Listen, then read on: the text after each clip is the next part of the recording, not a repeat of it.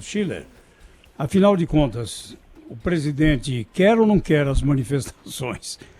Ele parece que está torcendo por essa manifestação que ele diz ser a favor do Brasil. Muito vago isso, né, Schiller?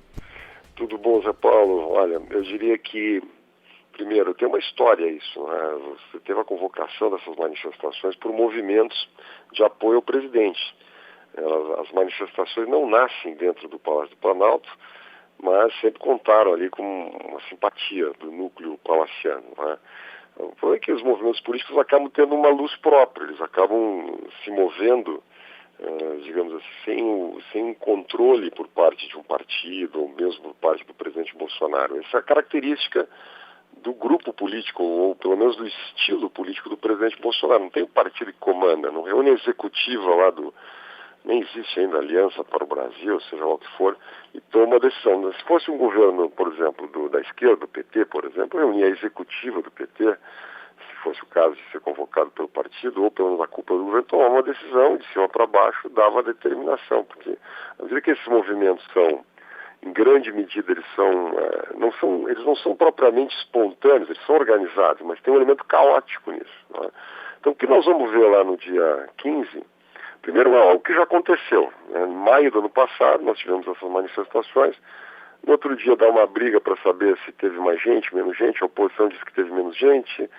A turma que apoia o governo disse que foi mais gente. Dependendo do ângulo da foto ali na Avenida Paulista, parece que tem mais ou menos gente. Tem sempre aquela guerra de contagens, né? O jornal conta uma coisa, a polícia militar às vezes dá um número diferente, enfim. Na terça, na quarta-feira, quinta-feira, vamos lá, já esquecemos, basicamente já foi tudo esquecido, né? Quer dizer, a maior probabilidade é que é isso que aconteça, né?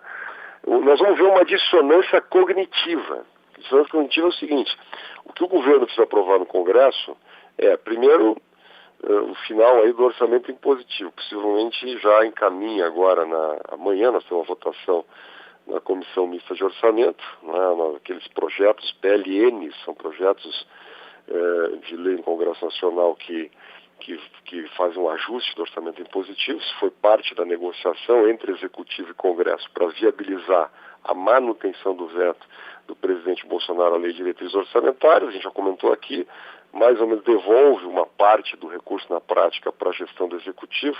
E aqui eu faço uma observação. Quer dizer, em Congresso, na medida que ele abocanha uma parte maior da execução orçamentária, ele tem interesse no ajuste fiscal. Ele tem interesse que esse orçamento se viabilize, né? E, portanto, ele tem um interesse, por exemplo, no tema da PEC emergencial, como foi colocado aqui pelo ex-ministro Delfim Neto como prioridade, que a PEC emergencial ela permite o governo lidar no curto prazo, né, com o ajuste fiscal do Estado, né, diante de um ano onde possivelmente a previsão que o governo tinha sobre crescimento econômico e logo sobre receita não deve ser realizada, né? Então, mas vamos lá. Então você tem esse movimento. O presidente Bolsonaro, na minha opinião, ele fez um jogo pragmático. Olha, já que as manifestações vão acontecer, é melhor que elas deem certo, né? Porque o pior cenário para o governo é as manifestações acontecerem e forem um fracasso. Esse é um, digamos, um risco real. O presidente Mas o povo cansa também, né, Schiller? Em toda hora uma convocação dessas. Olha, eu diria assim, quer dizer, não é o estilo do presidente Bolsonaro, ele paga para ver, né? Ele paga para ver. O risco dessa estratégia é pagar para ver, se torna sócio, e a partir desse momento a manifestação tem um caráter plebiscitário, né? Se funciona, porque o presidente se aliou diretamente à manifestação. Se ele ficasse de longe, dizendo, olha, não tem nada com isso, não vou participar, não é o movimento da sociedade, etc. Na medida que ele convoca reiteradamente, ele vira sócio da manifestação, né? Obviamente assusta a oposição. Muita gente da oposição está assustada. Você imagina, se tiver muita gente na rua no domingo, aí é uma situação complicada, porque é difícil colocar gente na rua hoje. Há uma descrença com a política, etc. A oposição vai fazer o quê? Vai convocar manifestação pro dia, sei lá, se fala dia 18 ou algum outro dia, mas vai ter gente, vai se comparar o número de pessoas, quer dizer, então tem um jogo político nisso. E tem uma segunda questão, acho que envolve, que é o seguinte, é uma explicação prévia da desaceleração econômica. Nós temos coronavírus, nós temos hoje um cenário turvo no mercado internacional, A agenda de reformas do governo no Congresso está andando muito lentamente, o ano é curto, o ano eleitoral, todas as questões que a gente tem comentado. Então a expectativa de crescimento já era 2,5, foi para 2, o municipal Guedes fala em 2, o mercado hoje fala em 1,6, 1,8, 1,9, dependendo da instituição. Então, quer dizer, quem é que explica essa crise? O governo, a narrativa do governo é a seguinte: a responsabilidade é do Congresso. O Congresso não anda, adia reformas, não ajuda o governo, etc. A explicação da oposição é que o governo faz confusão, não tem agenda, não manda reforma tributária. Aliás, essa semana deve entrar no Congresso a reforma tributária. O governo prometeu de novo, já com pouca credibilidade, que vai enviar a reforma administrativa. Duvido, mas há esse cenário, essa expectativa. Tem votações importantes. Amanhã, por exemplo, vai votar na comissão mista a carteira verde e amarela. Então tem uma agenda no Congresso e o governo hoje depende do Congresso. Como o governo não tem base no Congresso organizada, a ideia de apelo à rua, de pressão por fora, faz algum sentido para o governo.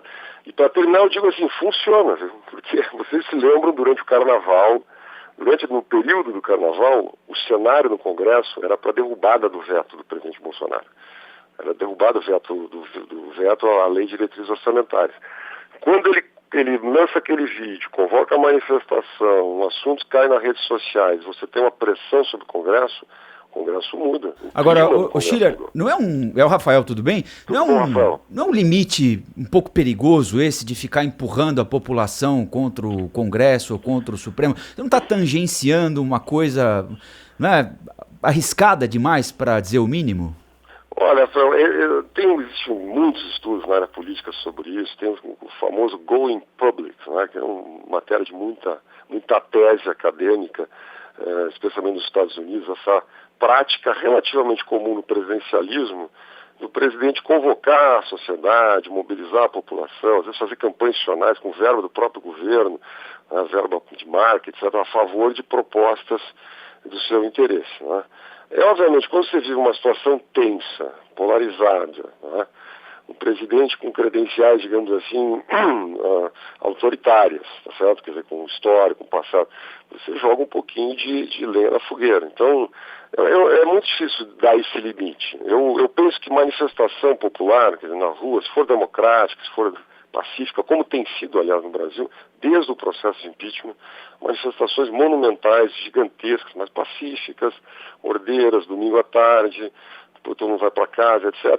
Se for assim, eu acho que ela é plausível, está no limite, digamos assim, das instituições democráticas. Agora, se partir para uma retórica agressiva contra o Congresso, fechamento do Congresso, etc., se isso tomar fôlego, acho que já passa do limite. A gente vai ver lá no domingo exatamente o que acontece.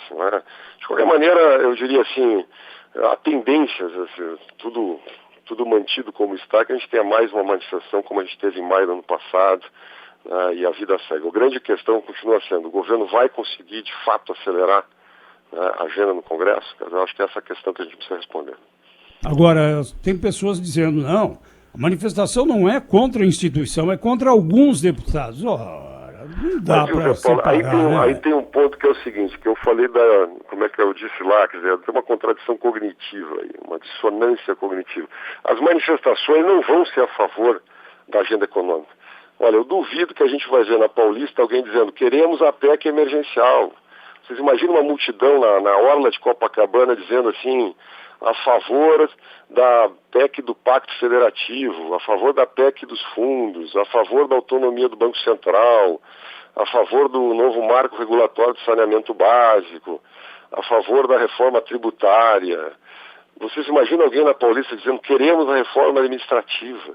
Não vai ser essa pauta. A pauta é outra, é o boneco do Rodrigo Maia, contra o Centrão, a favor do juiz Sérgio Moro, ministro Sérgio Moro, enfim. Então essa dissonância é muito curiosa, É a base popular, a base digital de um lado, e o pragmatismo que o governo precisa ter no Congresso.